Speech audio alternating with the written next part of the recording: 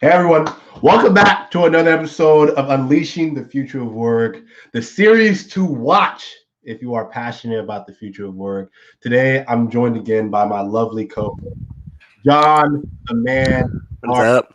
my best friend and business partner. And today we have an awesome episode for you all.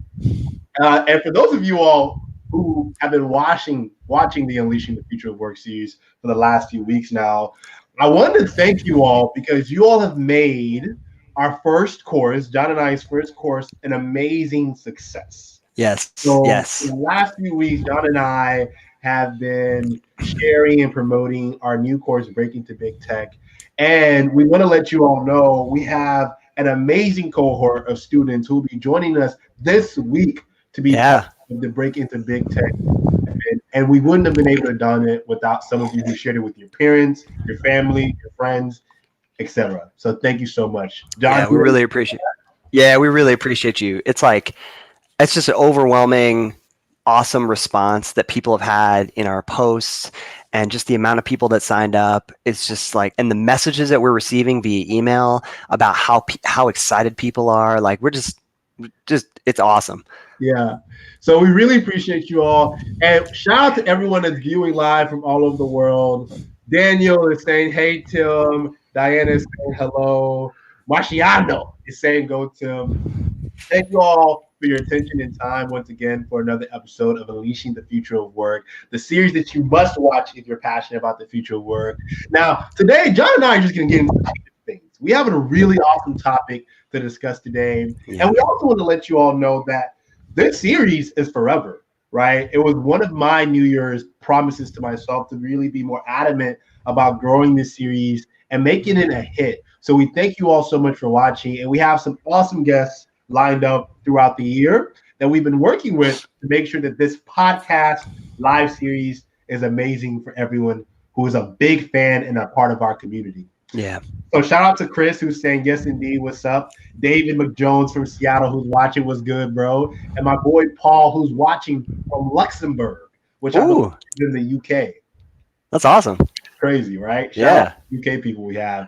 And Paul Estes live from Seattle. What's up, Paul? So getting into the meat of things, Yeah. this episode is all about public speaking. Public Gotta speaking. add some drama. And you know, public speaking is the number one fear in the world. Oh man, it sure is. It's the number one fear in the world. People Yeah. are scared as hell I'm of public, scared as hell. and it's because a lot of people don't know how to communicate. Yeah. And when we think about the future of work, and this is something I often talk about when I'm traveling, I'm speaking, is that speaking, communication is one of those life skills that is unprecedentedly always going to be necessary, no Yeah. matter where you're working. But Yeah. millions of people are scared to death about it. Mm-hmm. So this episode, y'all, and we all want you all to chime in on some of your public speaking experiences. Are you scared Yeah. of it or are you not? But And we what are you scared about? Like, what's the elements that you're scared about? That's what we want to dig into, right? exactly. We want to Yeah. share with you what we believe are our practical strategies and tips on how you can improve your public speaking and conquer that fear. Because Yeah. I'll tell you this, in my experience, one of the things that's really gotten me here and the things that I do is my ability to communicate. Yeah.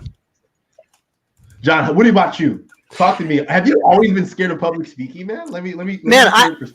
I used to be like so. I think people see me on the surface and they're like, oh, this guy's like confident and easygoing. He should have like no problem, getting in front of a crowd. And man, like I was for a long time. I was really terrified, like terrified. Yeah. And then I started like when I started creating some of my YouTube videos and stuff, I was terrified just speaking to a camera. There was nobody even there. It was just like my lens, and I was terrified.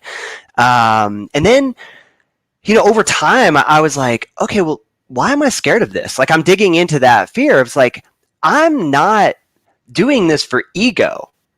I'm doing this to help other people. And like, when you frame it in that way, you're kind of like, oh, well, if I'm just doing this to help other people, if I'm just sharing like as if I was speaking to you one-on-one and I can deliver some value, then that's like it eliminates the fear. It takes it away. It's so true. And I'll also say that for me, I actually was never scared of public speaking, but I was never a fan of speaking in public. Yeah. I was terrified. I was like, I just every time I had to speak in public, whether it be in high school, elementary, middle school, like I'm like, okay, I'll say whatever I need to say. Yeah. It was never like a skill that I thought I needed to build until I was in grad school. I was doing a lot of like community engagement work or having to speak in public in class, and I really just got better at it by practicing and having consistent opportunities to practice. And we'll touch a little bit about that later. Yeah. I've also noticed though, working, formerly when I was working with Microsoft and Google, that public speaking is what actually differentiates those who go into leadership roles versus those who never really get an opportunity to lead. That's right. You get what I'm saying? Yeah. So for everyone watching right now, there's some people who are currently maybe working in the finance industry, who are working in tech, and you'll notice that your manager or the VP or the CEO, they are in their position not only because they have the title, because they rose to a position of leadership that allowed them to speak effectively, maybe things or inspire people. That's right. So one thing that is actually studied and is blogged about constantly, you can find YouTube videos on this, is that your ability to speak isn't only not the number one skill, but is actually an indicator of how far you will go in your career into leadership positions. So true. Yeah. It's crazy. There's all these opportunities to speak publicly, whether it's in your own organization or just to a small group of people, and you could do it for free. And one of the things that I started noticing when I was on camera more is the use of words like the use of words like or yeah. And I think that when you speak more in public settings and you become more confident, you can actually, your show of confidence is actually a reflection of how many times you actually say those things or not. Woo! Right? If you pause while you're speaking, it shows a sense of confidence. Yeah. That's true. So you actually notice that when you start getting more into content creation. Yeah. We have our audience, our viewers are chiming in, man. They are loving the topic. So Veronica is saying, here from London, UK. Shout out to you, Veronica. Yeah, shout out. Saying, you got to do it for yourself. You want to convey knowledge you have, others need to know. Yeah. Love that, Paul. David is saying, first time public speaking was in front of my NFL teammates. And I bombed it. See? David, I would love to hear. Did you get better? Let us know. Yeah. Oh, yeah. He said he got better. He got better. Alexis is saying, wait, Tim, I don't have fear of speaking in front of leadership. I think it is fun, bro. Hey, Alexis says, I'm a master. See? There we go. But that's not the case. That's not the case for a lot of people, right? No, not at all. They don't have that confidence. At all. So, Alexis, please share some of your tips in the comments on how you became a master speaker and got comfortable speaking in front of leadership. Yeah. So Marciano is always saying, Tim is always smiling, love it. That's positivity. I got to keep it with them. Thank you, Marciano. It's saying, all in all, make a positive impact through your leadership skills. So public speaking is an opportunity for you to make a positive impact. So with that said, I think we got to get to our first practical tip to help anyone that's struggling with public speaking. And I think the first one is pretty simple. And so many people fail to do this. If you want to get better at public speaking, you have to visualize and observe those who are great at speaking. Yeah. Who have facilitated a topic that you're really interested in, right? If it's a TEDx speaker, YouTube is amazing for this, right? Or TEDx websites or all these other type of speaking organizations who post these videos online. Yeah. It's like this rich source of media that you can tap into and pick one or two people that you admire and say, why do I admire this speech? Yeah. Why did this make me feel this visceral impact, right? Why did it make me feel emotional during the speech? Like, what was that trigger event? most oftentimes it's a personal story. John, let me ask you: is there a speaker on YouTube or that you're a huge fan of that's really impacted how you speak? Not necessarily. I mean, I've been a student of so many of those TEDx talks. Yeah. I can't recall one specifically. Well, actually, there's one. And to be honest, I forgot his name. He started a charity called Charity Water. Wow, that's so dope. And it honestly, it made me cry, man. Like, he went to Africa and he went to a village and he was talking through how this young girl spent every single day of her life walking 18 miles with a clay pot on her head to find a water source when there was a water source directly underneath them, right? And he talked about how consumed he was in his ego before he started this, and how he had this watch. And it's crazy because I felt the same way about, like, some of the personal stories that he delivered. But he had this watch and he was so full of ego that he used to show his watch off and whatever. And he's like, I can't be this person anymore. Which is why he started this charity, because he's like, I want nothing to do with the societal construct that is all about flash, that is all about more, that is all about flashiness on Instagram and everything. It's like, I want to make an impact, right? So he went there and he talks about this story, and like, this girl, this girl passed away. Wow. Right? This girl passed away. She killed herself because her clay pot broke. Wow.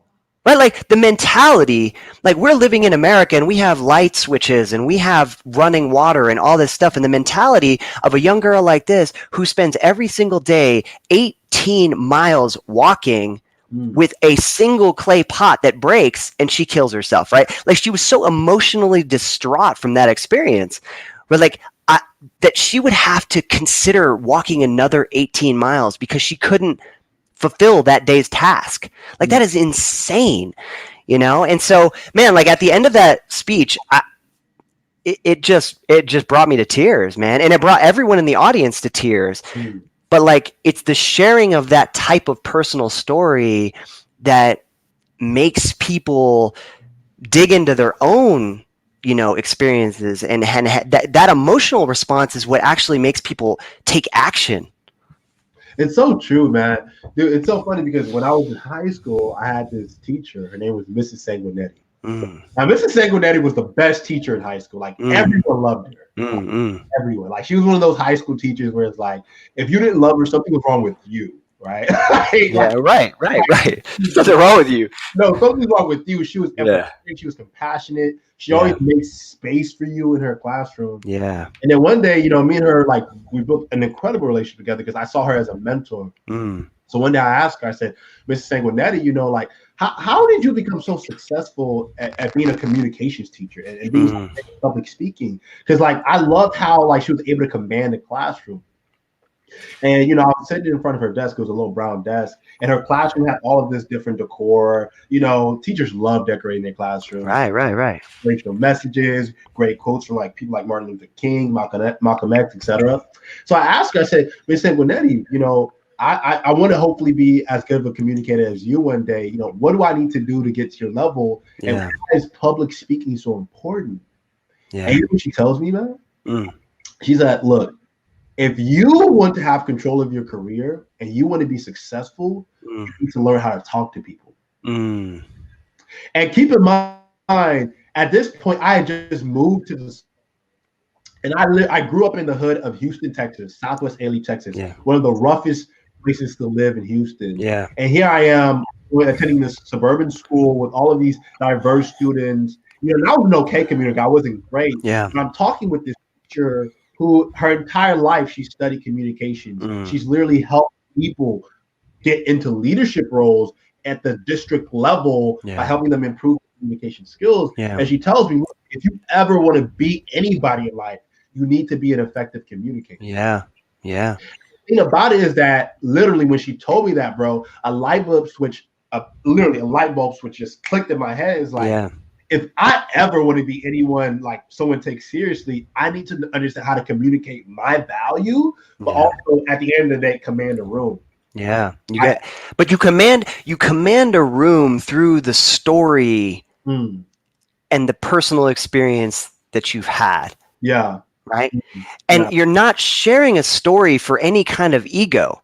You're sharing a story because it's a perspective that you have on life that you're hoping you can convey on others. Right. You're trying to help them make that mental shift.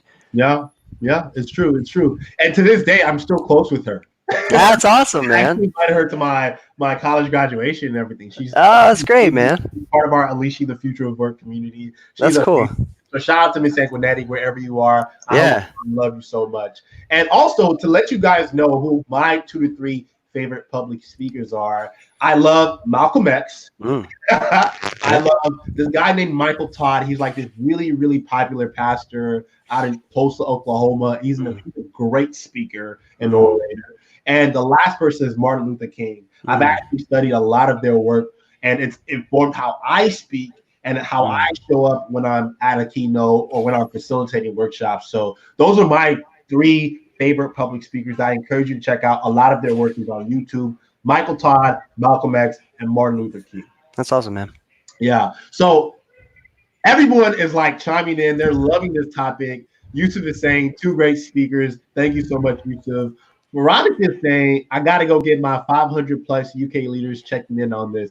Thank you so much, Veronica. Definitely have them be a part of the Unleashing the Future of Work community and checking our live stream series. Yeah, please. Veronica is saying Paul Bowden is definitely right. I would love for you all to share a little bit about your favorite speakers. I know Veronica is saying that she's really a fan of Simon Sinek. Yep, start with why.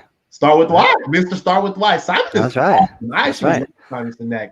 And for those of you who are loving this live stream episode in our series so far, please feel free to share this video with your networks. There's definitely somebody in your network that needs to improve their public speaking and would love some of this education. Yeah.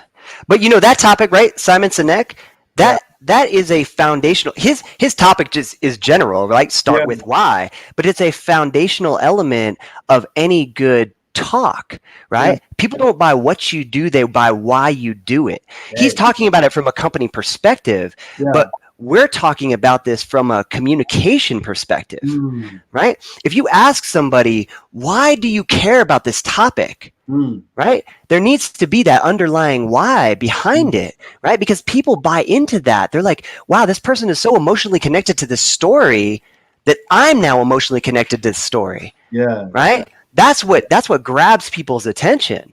So I always focus on the people don't buy what you do, they buy why you do it. I love that. I feel as if people underestimate the value and power in storytelling. Yeah. Right now we're currently fundraising for our company, my business partners, Mike and Taban, our company Guy. We're currently fundraising, and every time I'm talking with investors and I'm talking with potential partners, we're telling them the story of why we're building what we're doing. Why? Yeah. Like, essentially, high school students need life skills. Right. And if we're thinking about an automated future, the most important skills are going to be the skills that help us thrive in managing our career and managing our life, communicating our value. Right. Yeah.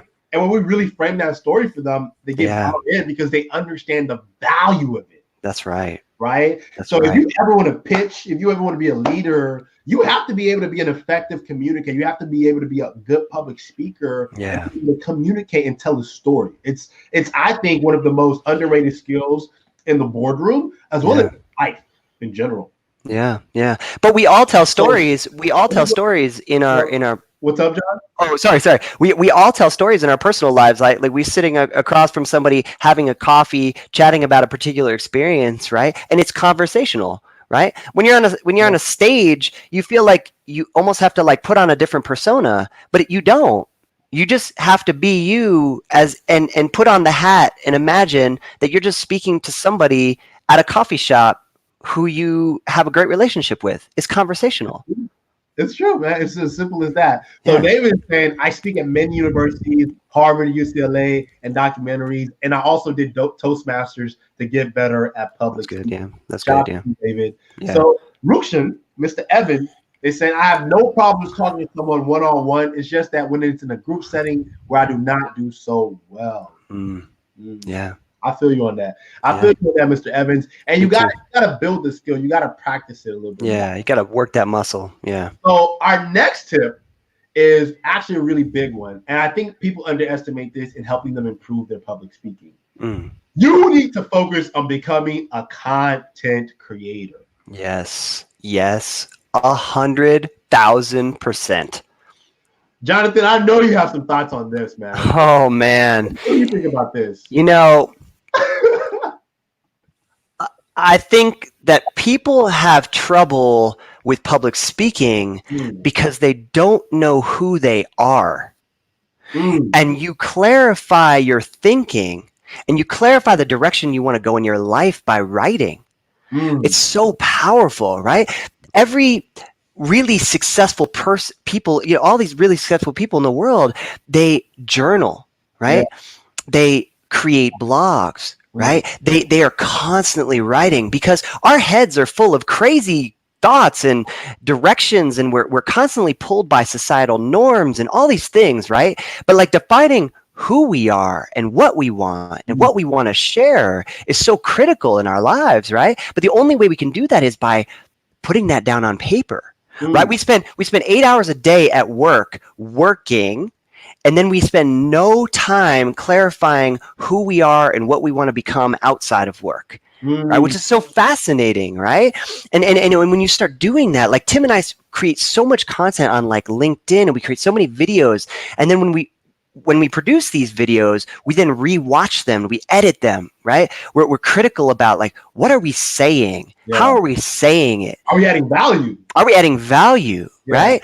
And it's that constant iterative process that gives you clarity, and then that clarity leads to confidence. Right? That clarity leads to conviction in the message that you're sharing, right? It eliminates the fear of what other people will think of you. All of these things cascade from the point of writing. That's so true, man. That's so 100%. I love how the way you put that. And the thing is, look, creating content creates clarity. And the biggest tip to you is that you need to be creating at least 3 pieces of content weekly. Yeah. And you can break it down like this. Yeah. You're a LinkedIn post, you can write a blog article, and maybe you can go live or create a video. If you are constantly, imagine this, creating content every 52 weeks out of a year. Yeah. By the end of that year, you would be a crystal clear communicator on a topic or a theme that you're incredibly passionate about. Yeah.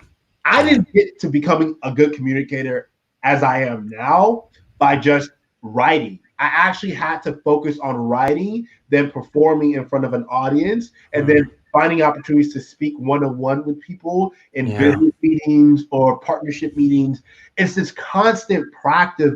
How do I become crystal clear on the things that I'm passionate about, whether it be the future of work or personal branding or career fulfillment, right? Yeah. Like John mentioned this, was like, we've been creating content for the last, 5 years now. Yeah. We had abundant. I mean, we could write multiple books, right? All of the content that we've created literally could just be packaged. Like we could tomorrow create a cover image for multiple books and just dump that content into books, right? I mean, it's crazy, but it's caused us to be very clear on what we want, who we want to become, and who we want to communicate with. And most importantly, our tone of voice. Because here's the next level, y'all. Here's the next level, guys. So there's writing, right? And just like putting a blog post out there. But then there's writing within your tone of voice in a sense where when people are reading what you're writing, when they see you on a live stream, when they see you in a video, they connect with your tone of voice. Right? You're writing in your language, your culture, your mannerisms. I grew up in Texas. Yeah. Your mannerisms. I grew up in Texas. So often when I'm even speaking on stage, sometimes I'm like, y'all. Yeah. Right. And that like immediately lets people know, oh, dude, you're from Texas. Yeah. Right. Right. And but like that's your tone of voice, but you don't really like get comfortable with your tone of voice and how you're an effective communicator by not practicing. You have to be practicing every single day and even make it a habit. So I really encourage you all, for those of you who are watching and listening right now, get comfortable with becoming a content creator. Create 3 pieces of content weekly. Yeah. Yeah. Any more to add to that, John? Yeah, I think about the content creation side of things often. Yeah. Um, and it just has provided me so much mental clarity on just everything. Yeah. And if you're kind of staring down this idea of creating content, it can become really overwhelming at first, Mm, because a lot of people are like, well, what's the purpose? Why, mm, why, why would I create content? It's like, the reason you create content is so you can dig out what you're truly passionate about, mm, right? So you can start. You're only going to write about the things you care about, right? You're mm. not going to write about things you don't care about in a sustainable fashion. Yeah. So when you start writing about the things you care about, you say, oh, it's interesting that I typically gravitate towards this theme or Yeah. that theme, Yeah. right? And it's and a lot of people are going to be faced with a very interesting question when they start writing, and they're going to be faced with, wow, I never write about what I do for work. Mm. It's And so that true. that that alone is a key indicator that you should be writing more. They're That gonna you be should like, be "Whoa, what the hell?" Yeah, like, what the hell? Like, wow, like, I never write about project management. That's a big sign that I don't really love what I'm doing, So right? true. And then the underlying question is like, well, why do I do that? Why do I do that? Mm, Right? Why do I not write about that? Right? mm, You dig into that, and then you write about that topic, right? That mm, provides more clarity. So this is constant cycle of understanding more deeply what mm, you're interested in. And when you create content, the fascinating thing is you start attracting a community of people who believe the same thing that you believe, mm, and that community just gets larger. And it's like this living organism, right? You're attracting mm, those people into your world. You're attracting opportunities in your world that you never thought were possible, right? Because you're talking about what you love. mm. I love that. I love that. So become a content creator. Learn Yeah, how to create 3 pieces of content weekly. So yeah. post, LinkedIn post, or Mm, a video that you share with your network. hmm Our last tip, I think our last tip is actually pretty powerful. But before I go into that, I want to shout out our lovely, lovely viewers and listeners who are currently watching, who are sharing all kinds of comments with us. So D Wilkins is saying you need to reflect on your tone of voice when writing. Shout out to you, D. We thank you mm, so much. yeah. This is saying, I remember his 3 postings daily comment from last week, and it seems like time to post is interested. Yes, this is very true. Very true, Alexis. Michael saying, just tuned in. What are the 3 key points? So right now, the 3 key points that we've shared so far is find 2 to 3 public speakers that you admire on hmm YouTube, right? Or their influences in your industry. Check them out. And Yep. most importantly, start focusing on creating at least 2 to 3 pieces of content weekly to chisel your communications. Yeah. I love that you said that, to chisel your Chisel your communication. I love communication. that. I love that. So Chris is saying, man, I love this. Hope you re-release the audio. Chris, we are working on that, man. We would Yeah, definitely make sure to do that and share with you on definitely. Spotify for sure. And Veronica is saying, you are both fabulous. We think you're fabulous too, Thank Veronica. you, Veronica. Thank you so much for tuning in. Yeah, appreciate you. So I think Alexis is sharing that the art of the story, the beginning of each conversation, allows users to connect to the topic or message. Yes, Mm, sir. I completely agree with that. so true. So true. So what else? What else are our lovely viewers saying? Yes. So D is like, yes, the why, the Why? powerful hook. That's right. Got to Yeah. get the hook. And I think that's why Simon Sinek has become so successful. Oh That's my God. right. It was like such a fundamental I foundation know. For like everything. For like everything. for Everything. everything. Yeah. It scales, right? Yeah. So Yatunde is saying, thank you for speaking live to us. Thank you so much, Yatunde. We appreciate you for watching live. Yeah, definitely. And Patricia is saying T.D. Jakes and Michael Todd are also 2 of her favorite speakers that she really, really loves. So that's awesome. So thank you all so much for commenting. We always appreciate you all engaging and participating in this conversation with us. So our last tip for you all, because I think we want to leave you all with probably what I think is the most powerful one. Because here's the thing, guys. Psychology and cognitive neuroscience, all the cognitive neuroscience books that I've read, and I want you all to keep in mind, I actually studied psychology at Texas Tech University in undergrad. And the best way we learn is through repetition, right? So you're not going to be successful if one day you pick up a book called I Want to Become Better at Effective Communication. You read through it, you consume the knowledge, but you never practice it. That's right. Right? The best way to learn, and I've actually been reading an awesome book on this called The Expertise Economy. Please check it out if you're interested. And it gives you this formulation and framework for learning. It starts with this: accumulating the knowledge, practicing what you just learned to make it a skill, seeking and receiving feedback based on what you just practiced, and then reflecting on that feedback. That's how you become better. Now, apply this to a skill such as public speaking. You have to find opportunities within a week where it's either one or two opportunities where you are either getting in front of a group, or maybe it's just one conversation, like, you meeting somebody that you're interested in talking to, that you want to fit, you want to partner with, and you just share your story with them. When you start becoming more consistent in speaking and finding opportunities to speak, you will get better. John, what are your thoughts on this, brother? Yeah, I completely agree, man. And in that book, the key takeaway is also related to writing, right? Because when you're writing, you're getting that feedback. When you're writing, you're able to reflect. Yeah. Right. So it's that constant practice. So it's the same thing applies there. And the beauty of it is, like, you could go out at first when you're not creating content. Nobody's going to know who you are. Right. You can go to a Rotary Club. You can go to any kind of organization. You could go to a meetup group and say, hey, I'd love to talk on this particular topic that I'm really passionate about. Here are the key bullet points. You don't have to even write the whole speech. You just have to pitch a high level concept of something to somebody. And if they agree to it, then awesome. Right? Like, it was interesting. Like, I just had Digital Summit reach out to me. It's just like this big, digital marketing conference. And I'm not a marketer, right? But I've grown an audience on LinkedIn. I've grown a community on LinkedIn and on YouTube. And they asked me to speak. And I said, well, what do you want me to speak about? Right? And they said, well, what can you do? And I said, I was talking about a couple different topics. And I was like, well, I could talk about growing an audience on LinkedIn and growing community on LinkedIn. And they're like, that's great.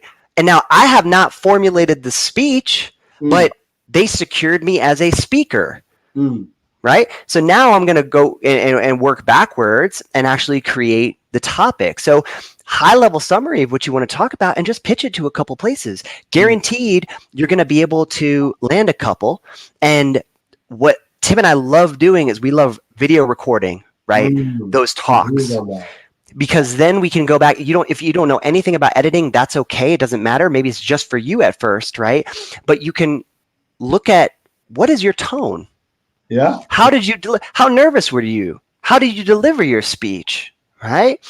And then you can kind of repackage that content, put it into a post. Say, hey, I just had a talk. I'm reflecting on what I talked about, what the audience resonated with, right? It's just this constant cycle of, refining the communication that you have.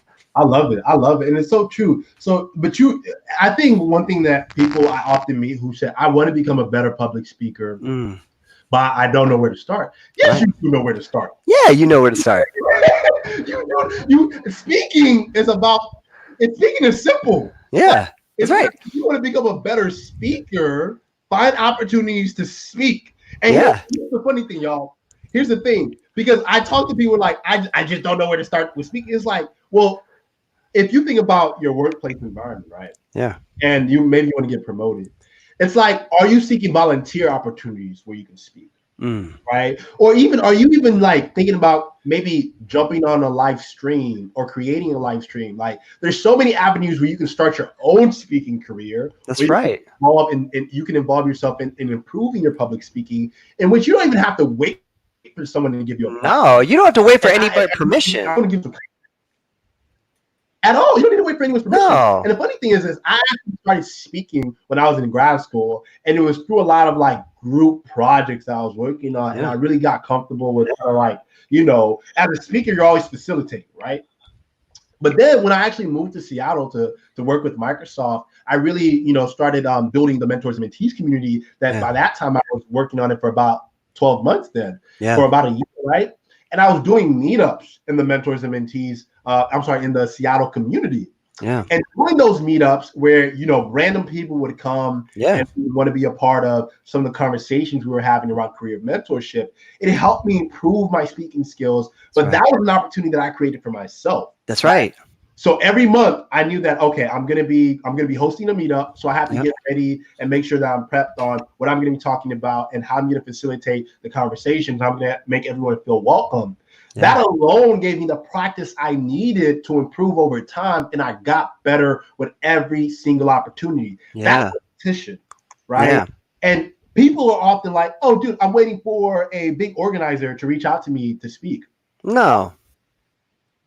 Like, no one's going to reach out to you. Reach out to yourself. Like, actually create the platform where you can improve your skills. And I think that's why I'm so adamant about encouraging people to take control of their careers, but also whatever skill you want to improve on, whether it be public speaking or financial literacy, like, you can actually put things in practice by yourself to get better.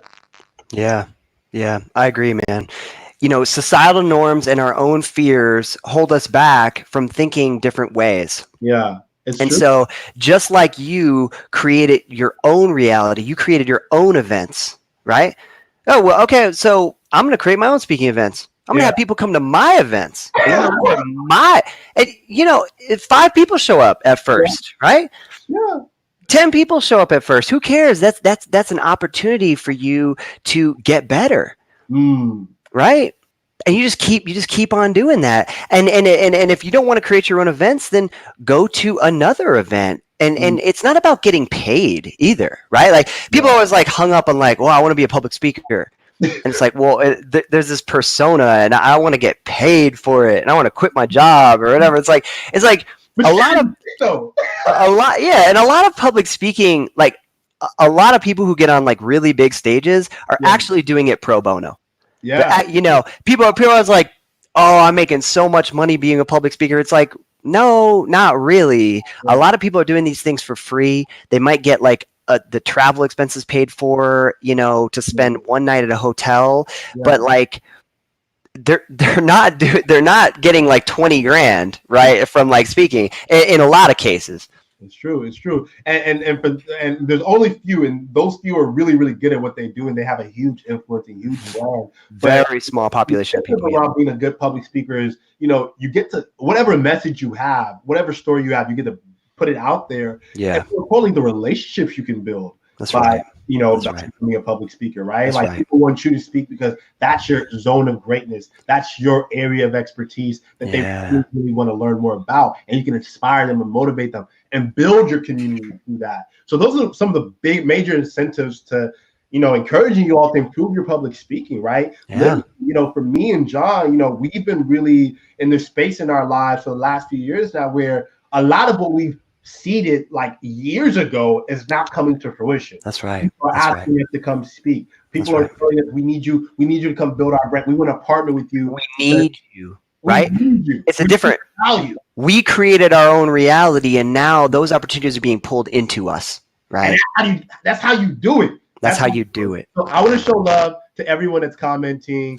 So D is like, every opportunity is a chance to make your personal impact and to build networks. That's right. I love you, D. You're so smart. Thank you so much, D. Patricia is saying, this is amazing. Oh my God, you guys are dope. Thank you so much.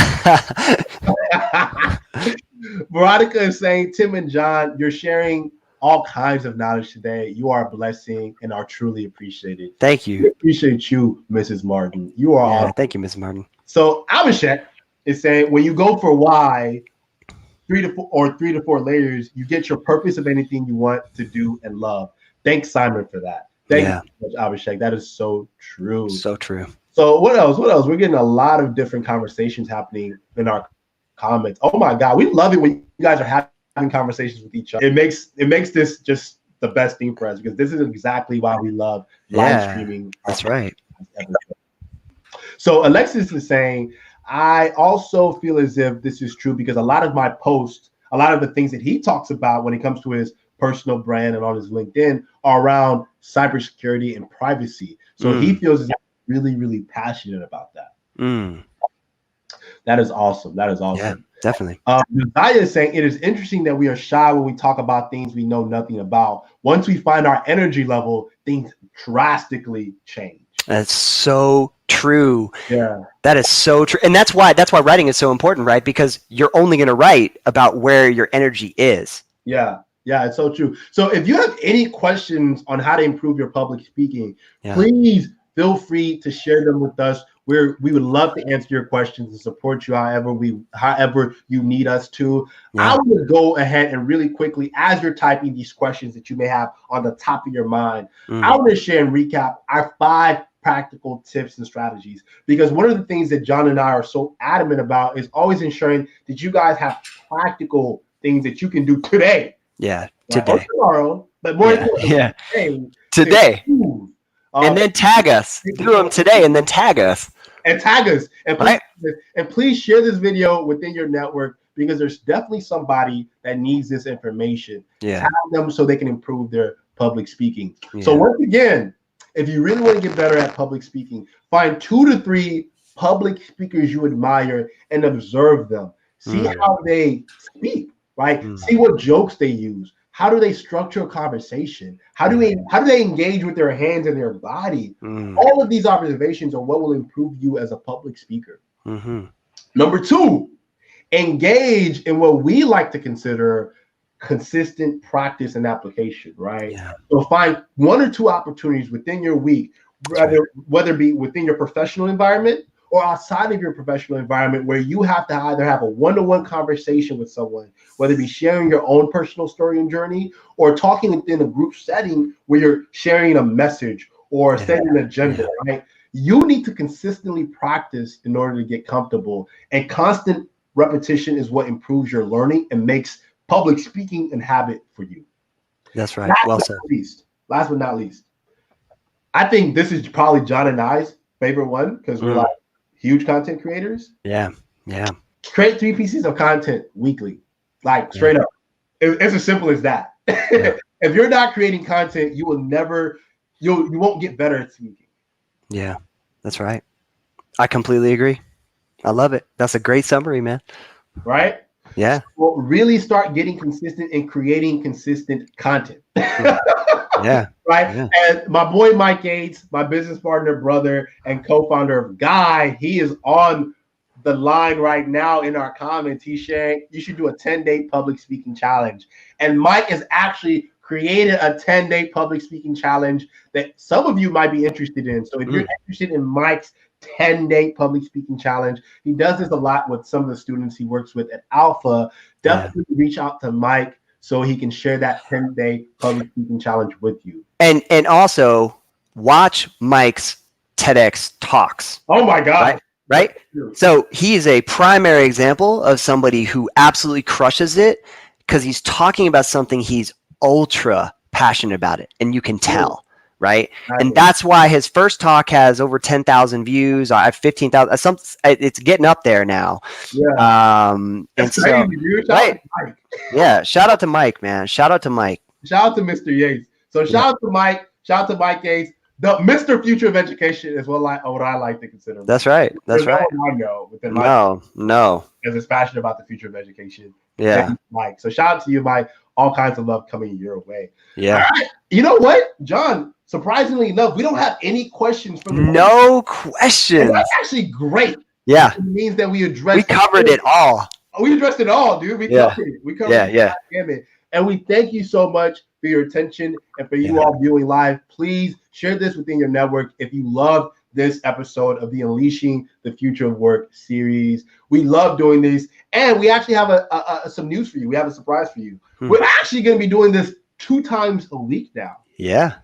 Right? So every Monday around 11 a.m. and every Thursday around 11 a.m. John and I, we have some awesome guests lined up for you. Some of our favorite influencers in their domain, in their field. And we're going to be sharing all kinds of value. So please put it on your calendar. I really need you to put it on your calendar. Yeah. Monday, 11 a.m. and Thursday, 11 a.m. Pacific time. Yep. Pacific time. Tune in to Unleashing the Future of Work with your boys, John and Tim. Yeah. And hear all kinds amazing gems and tips and strategies on how you can take control of your career, thrive in the future of work, and become a better you. So we have some really awesome guests for next week. Yep. And actually this Thursday as well. So definitely tune in to this Thursday. We're really, really excited for this Thursday's episode. And we look forward to tuning in with you. That's right. Thank you. So with that said, please share this video and share our podcast with your networks. And in addition, reach out to us if you have any questions and feedback about our live stream episodes, or if you have any value that you want to share with us, or any topics that you want us to talk about in future episodes. We would love to talk about them and add value to your lives. And once again, thank you so much for your time and attention, and for tuning in to the Unleashing the Future of Work live series. Thank you, guys. All right, y'all. Peace. All right, later.